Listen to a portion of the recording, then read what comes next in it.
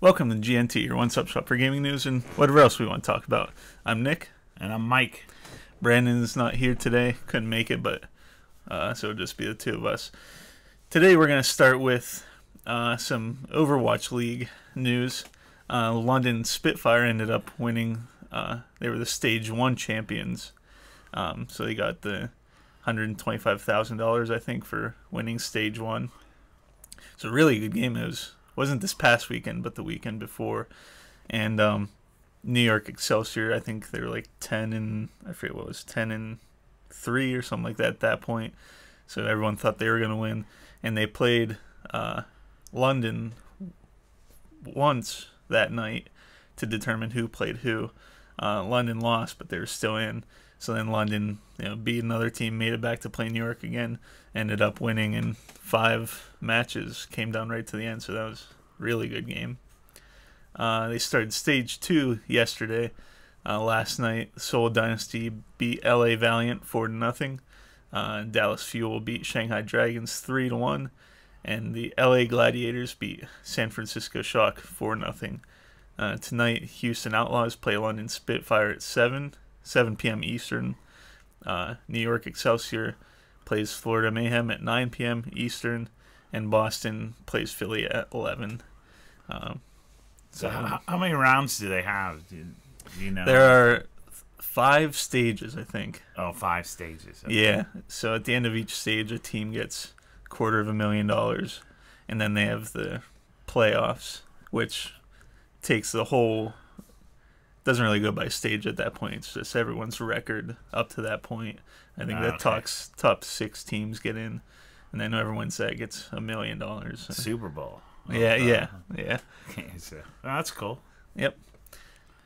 And I thought, I don't know how many people go into this. Like, there are 6 players on each team, but then I'm sure they have other people who help and stuff. So I don't know how much that money gets split up amongst the people, but I don't know how much the money going into it will determine, like, if you win the $1 million and get that money, does that make you any better the next time, or do you already have enough money or the best equipment already? You know what I mean? Yeah, I'm not sure, and I wonder because they set up these teams. So do they have, they allow so many people per team and so many people play, and then they're alternates in case something happens. I mean, I'm sure they have a whole set of rules around. Yeah, probably. It's interesting. Yeah, and it's not like football. I mean, everybody already gets a ton of money for playing, so it's kind of funny to look at it where they're actually playing for the money. I mean, I don't know if that makes it any more exciting. I mean, the Super Bowl and stuff is very exciting, but it's just funny that they're playing for the money. I'm sure they already make a decent amount from sponsors and stuff, but the teams, like, they each have their own merchandise, so they probably make money off. They make a percentage of that, because I'm sure a lot of it goes back to the people having it, or even the game company. But I don't know. Yeah. If you connect your Battle.net account to your Twitch account, and you can now earn League tokens, which you can spend in Overwatch while watching the matches. Everyone gets 1 token per map, and random watchers will receive 100 tokens at the end of each match. I don't know if you have to do anything, or if you just you watching it, you'll get it automatically. But 1 token per map win. Yeah, and there are a minimum of 4. If it's tied, there can be 5 maps in one match. So you'll get a minimum. If you watch all the matches, you'll get a minimum of 12 tokens a night, and I think it's like 100 for stuff you can buy in the game. So you can get different skins from each team. So like I can get a Philly skin for the characters in the game, which is kind of cool. PUBG PC sales have reached 30 million, but the game has seen a big drop off in players in the last couple months. One reason I've seen people talk about is complaints about cheaters. I think they've been working trying to fix that, but there still seems to be a lot of cheating going on in the game. I don't know if it's because it's starting to become stale. It's been out for a while, or I think it's because Fortnite's becoming really popular. I think Fortnite has been skyrocketing lately, so many people are dropping off to go play that, but I don't know. Not sure what the reason is. Yeah, I don't know if because it really wasn't a super big budget game, wasn't more of a mod starting out, so maybe that, I don't know if that affects like how robust their system is as far as catching cheaters. I'm sure they're working on it, making it better as time goes on, but yeah. Well, they were talking about releasing a new map, and I haven't seen anything on that lately. So, I mean, and that would help if they got some new stuff out there to play. But I think they did on PC. I think did they release it? Like, I think there was like a desert map or something. Yeah, yeah. And I think it was coming for the Xbox. So. Oh, okay. But I don't know if it's out yet. I haven't really been paying attention. I don't know. Yeah, and then I think the real game that's been hurting because of these two games is H1Z1 King of the Hill. Yeah. Which I think that was the game that the guy who made PUBG came from. So he came from that game, made PUBG, and its base has been plummeted by 91% since last July. So that's rest sad. Rest in have peace. A moment of silence. Yeah, for that.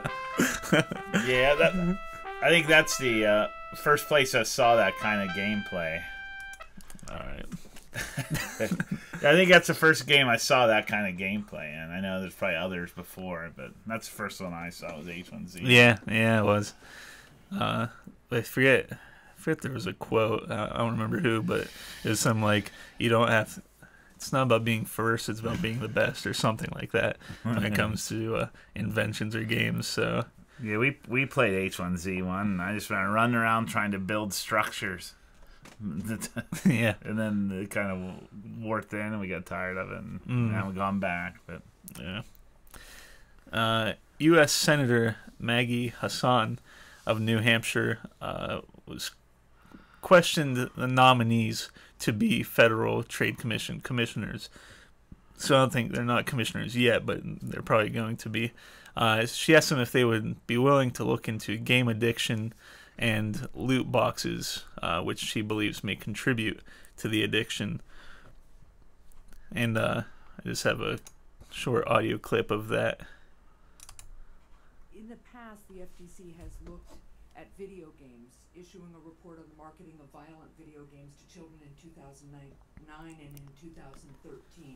It also studied the Entertainment Software Rating Board, or ESRB, finding it one of the most effective voluntary enforcement boards.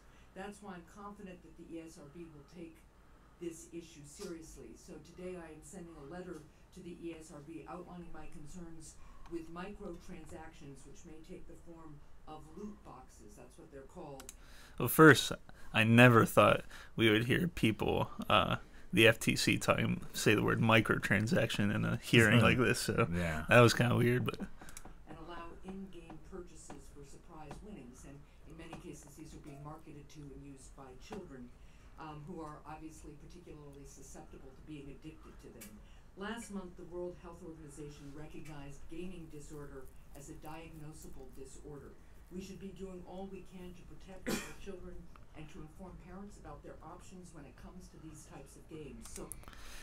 So basically, I think she just wants to raise awareness about loot boxes, or I've been talking about if it's gambling, and I guess they're really looking into it leading to becoming addicted to gambling in these games, which I'm all for putting. If they want to put a warning or something on the game saying, this involves microtransactions, or even if they want to say involves gambling for in-game items, I'm okay with that. or even kind of be like a warning to parents. To yeah. Be careful, because this is just kind of keep an eye on what your kid's doing and be aware that.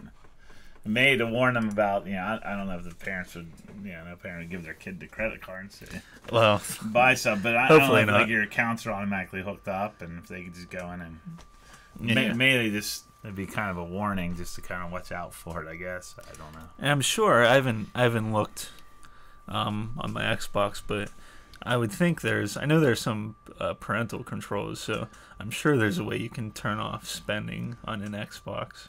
I would think, but I don't know. I don't know for sure. Here's your Xbox, and then they're on there in the store, and all of a sudden they have every game out, and every expansion pack, and yeah. I'm sure there's some kind of control. So, I mean, I don't think we need to make it illegal or anything, but I'm all for putting a warning on the game. That's fine. Okay. So, the 3 to-be commissioners said they would be willing to investigate further if they're confirmed. So they'll probably be investigating that further. Kentucky Governor Matt Bevin talked about how video games are supposedly contributing to mass shootings, and this came up after the mass shooting in Florida, which was a horrific tragedy, and I can't even imagine what people, whether students or parents or anybody involved, went through. And I do think it prompts a discussion on how we keep it from happening again. However, I don't think video games are a big cause of that. And I'll play a clip of he was on a news radio show with Leland Conway, and what has changed is our culture, our commitment to family, our moral compass as a nation, all of those things, and then our stability mentally in America. We have a lot of mental illness in this country that we're not willing to take a real strong look at. Those things are what have changed, and that's where I think the solution lies in trying to figure out that stuff. Now that was Leland. Now this is Governor Matt Bevin on his response. Think about this. You're exactly right. Think about how we have lost our way. You mentioned it a moment ago, from our moral compass, but the mores themselves, the rules by which we govern our society, those have changed. And they've changed because we've removed any sense of authority from every situation.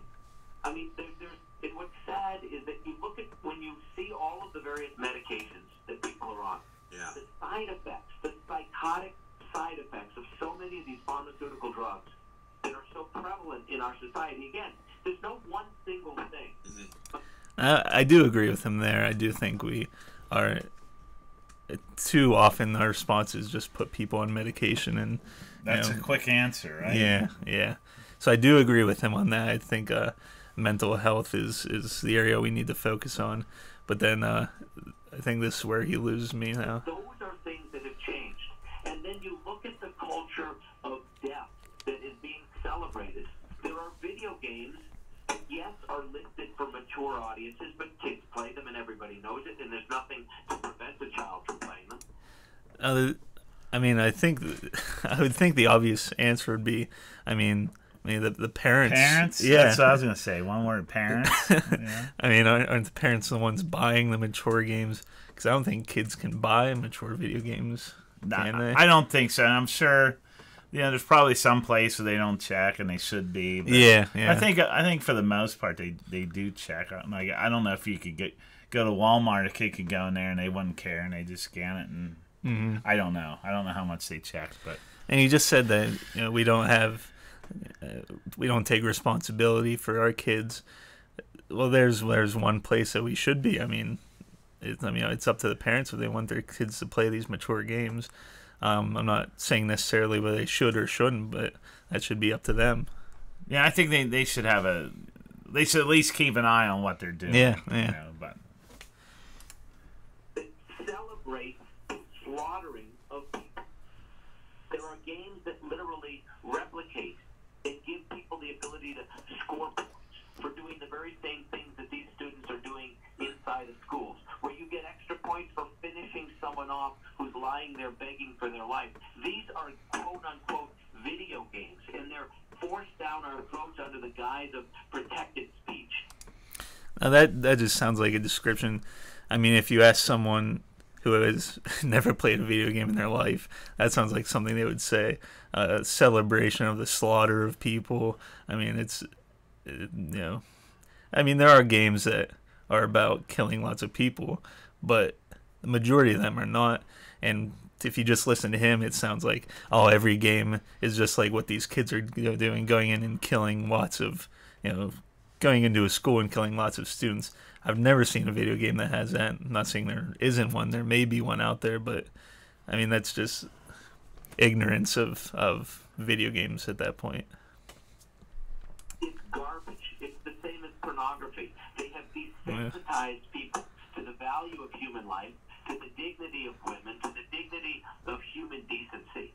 I'm assuming are now we're reaping what we've sown here. I'm assuming you wouldn't call for banning those, just parents paying more attention, right? Right. That's what, Yeah, isn't that what we're saying? that's what people with common sense would think. But we'll see what he said. I think we need to start by having an honest question about what value any of these things add. Why do we need a video game, for example, that encourages people to kill people? Whether it's lyrics, whether it's TV shows, whether it's movies, I'm asking the producers of these products and of these video games and these movies to ask yourself what redemptive value, other than shock value, other than the hope that you'll make a couple bucks off of it, at what price? At what price? Because here's what we. All right. So again, I mean, you can just tell that he has little idea what he's talking about.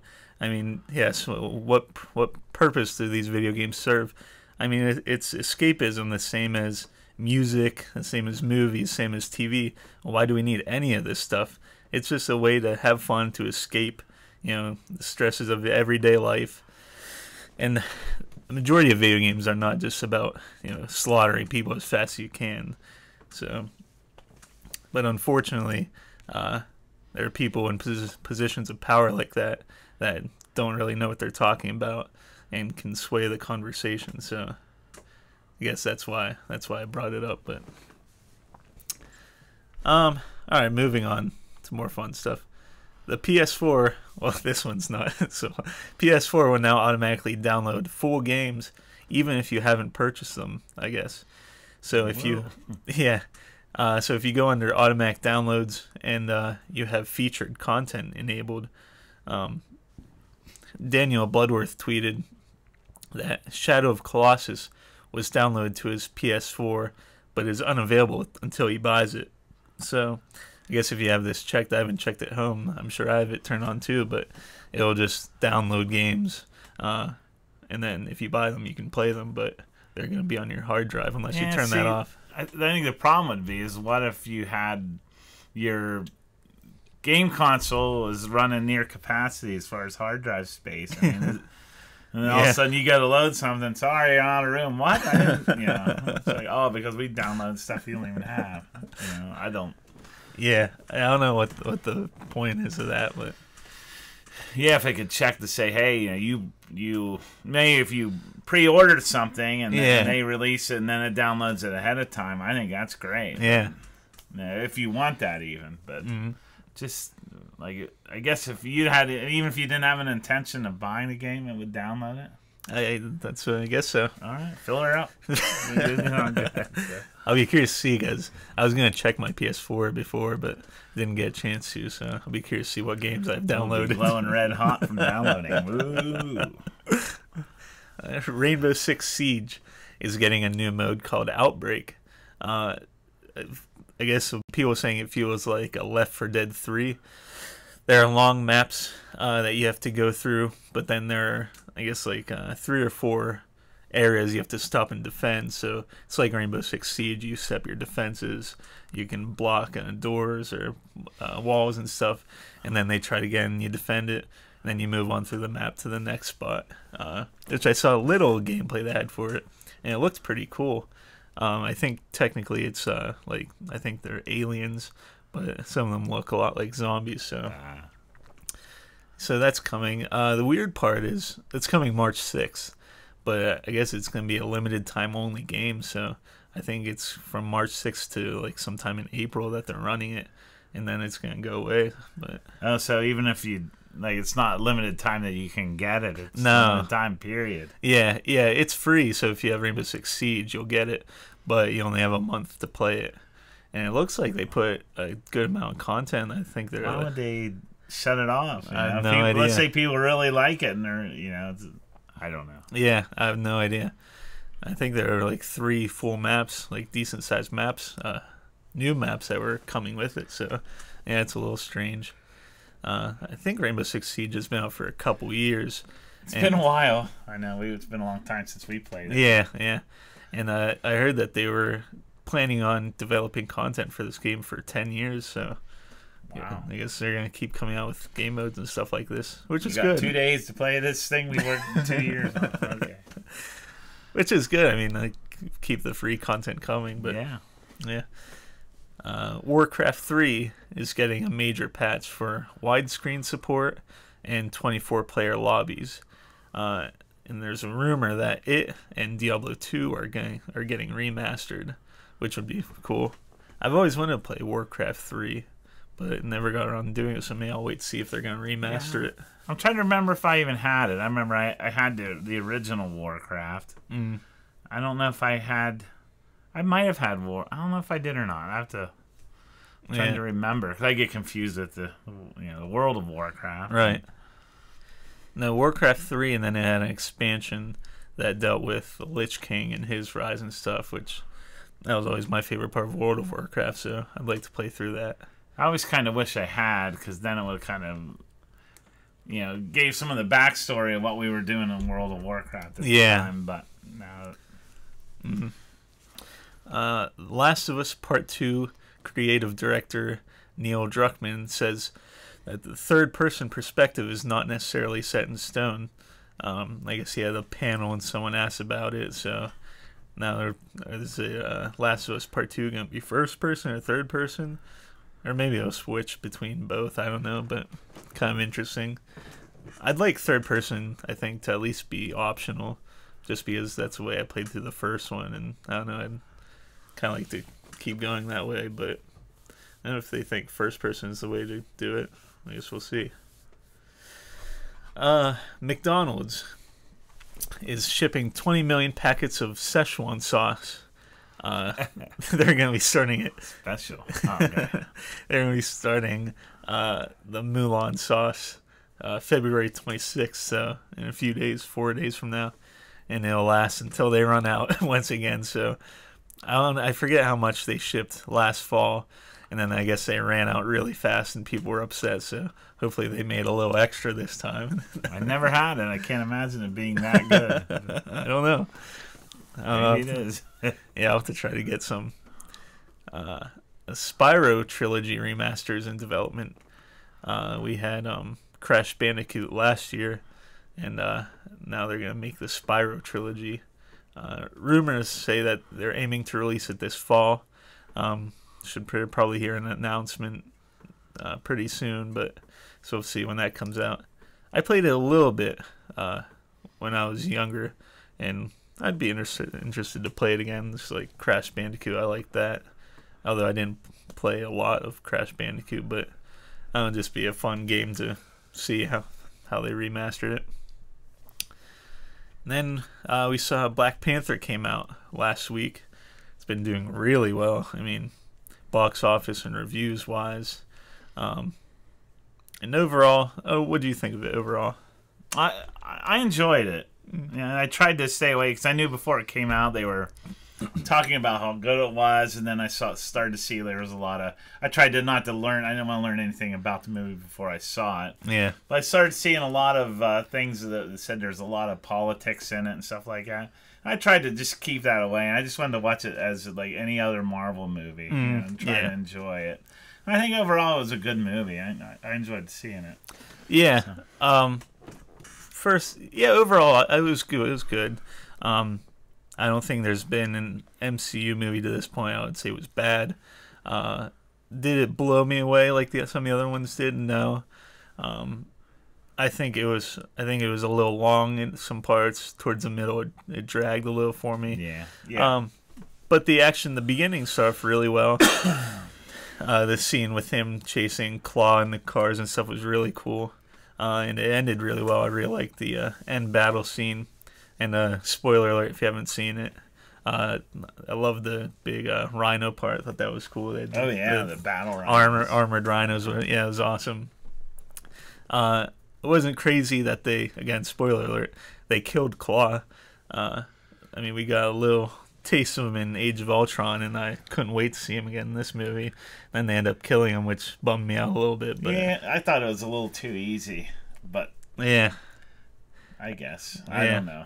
I don't know. Maybe Andy Serkis didn't want to do it that long or something, but no, he was really good in it. Everyone was really good in this. Yeah, he's kind of a cool bad guy. With with his stuff. But Denai Guerrera was really good in it. she Plays was Michonne. great. Yeah, she was real good. Yeah, she was really cool. Her and the guards and everything was really cool. I thought they did a great job casting. I Yeah. really did. I thought they did a real good job. Yeah, Michael B. Jordan was great as Killmonger. Going in, I don't know why, but I wasn't sure how he would be in it. But I thought he did a really nice job. And they made a villain that you can understand why he is the way he is. I mean, where he grew up, what happened to him when he was a kid. I mean, you can kind of see. Now, obviously, he takes it a little far because he's a villain, but no, he was really good. What was I just going to say about it? I don't remember. But yeah, everyone was really good. Yeah, I've been kind of watching some things on it, and there's some theories because they're talking about. Never mind. But go ahead. As I said, they were talking about not seeing because there were two end credit scenes, and I thought maybe they might show a one of the Infinity gems in it because they had one left to show, and I thought it's going to be there, and that's why they show in the trailer for Infinity War they're all attacking. I thought maybe they're coming after that, and they didn't really show it directly, but there was a theory out there that that maybe the Infinity gems inside the meteor. Yeah, and that's kind of because they said it's the soul gem, so they said that's maybe because in part of the movie they have visions of like their ancestors and stuff, and I heard the soul gem can actually hold souls, and so I thought maybe it's just something somebody threw out because then they said it could be That'd be cool. or it could be. They even thought it might be Heimdall, so that's why you can see stuff. But yeah, they could do anything really. But it's kind of a neat theory. I thought. I would like that. I kind of hope that's what they're doing, but that would be cool. And then it would kind of explain. Like, I get that vibranium is, really strong metal, but to me it didn't really explain how it was, like how it was so advanced. It's just it wasn't just strong metal. Yeah. But it cured people. Right. You had visions of ancestors. You had it did a little more than so that would kind of explain that. Yeah. So. No, one thing that I heard. And this isn't really, I think it was just an idea.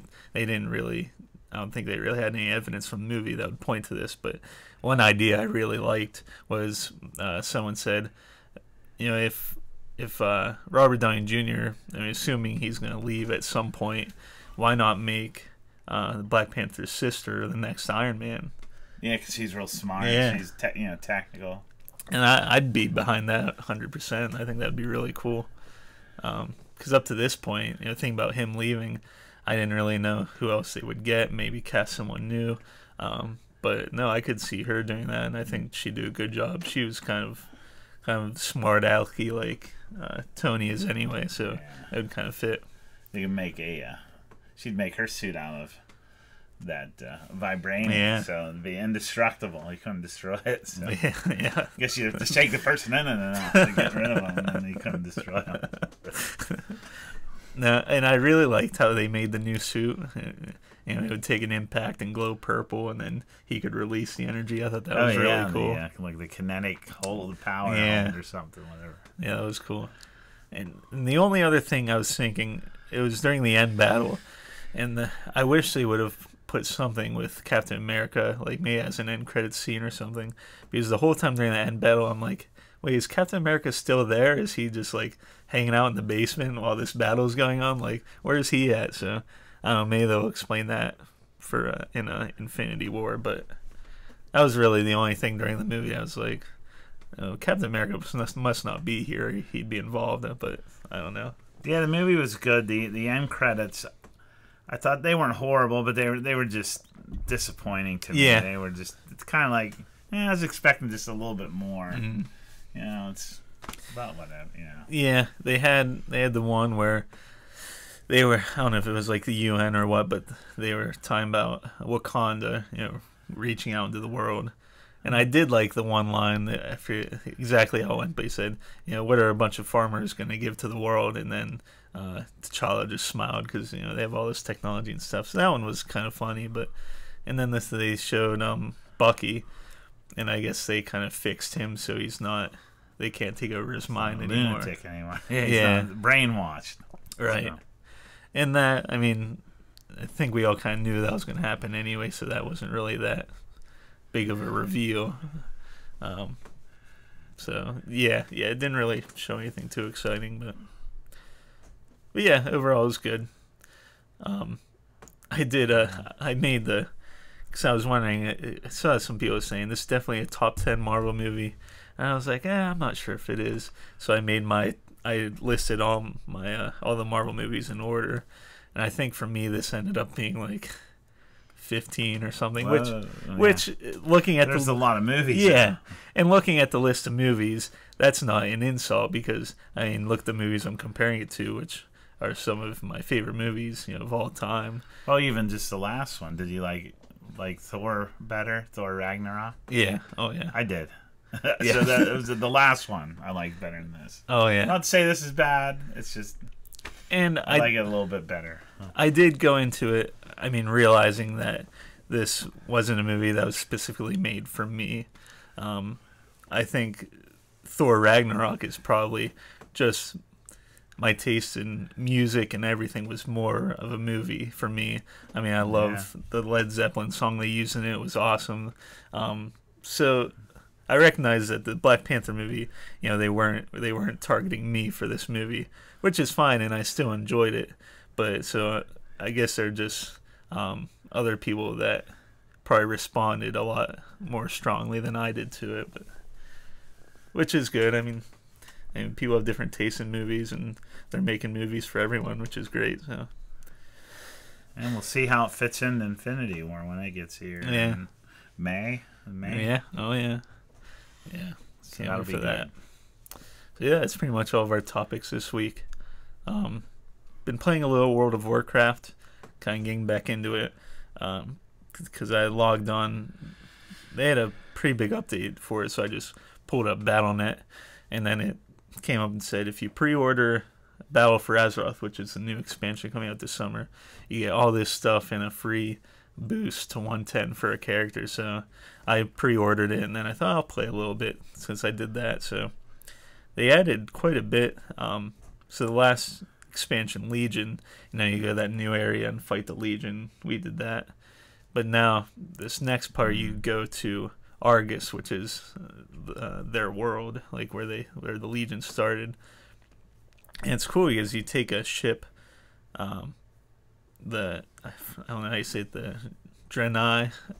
Remember, they're like the ones with like the big crystal buildings and stuff. Yeah. And they make a ship, and you actually transport there, and it's pretty cool. Kind of remind me of like they'll like beam you down to the planet and stuff, which it wasn't like Star Trek. I mean, it was, but it wasn't. It was more of like a magical ship. It wasn't, you know, Technology. advanced technology. Yeah, but it was pretty cool. So I finished that, and then they have the allied races, which they came out with, and there's two for Alliance, two for the Horde. The Alliance ones are they're called the Light Forged Draenei, and they're like just like a special like sub race. And then the other one was for the Night Elves, and I forget what they're called. They had to do with the Void, and so there were these elves that went and kind of messed with the Void, and so they're, you know, different from the other Night Elves, and you get different boosts and different mounts and stuff for them. So I was working on unlocking those, which takes a while because you have to get your reputation with them up to Exalted. So you just have to do a ton of quests for them and stuff, which might get a little old, but but yeah, I want to unlock them, so I'll do it. So have you been playing anything lately? No, just mainly Monster Hunter. That's about it. Trying to get my guy leveled up. Trying to fight the creatures I need for the weapons I need and keep dying and figure out what armor I should have had and go back and try to get it. And Yeah. But it's fun. I enjoy playing it. So. Yeah, it is. All right, well, that's it for this week. Thanks for watching. Check out our YouTube channel. Make sure you subscribe so you can see all our streams and everything else we do. I might have to do a video of trying the Szechuan sauce just to see if it lives up to the hype. But we have to drink like a large quantity of it, or are we just going to taste it? I was just going to dip and taste it, but okay. If you can drink it if you want. Challenge. Kenny Rogers. Jeez. Maybe we will come up with a new challenge. Oh, I don't know. That'd be awful. All right. Thanks for watching, and we'll see you next time.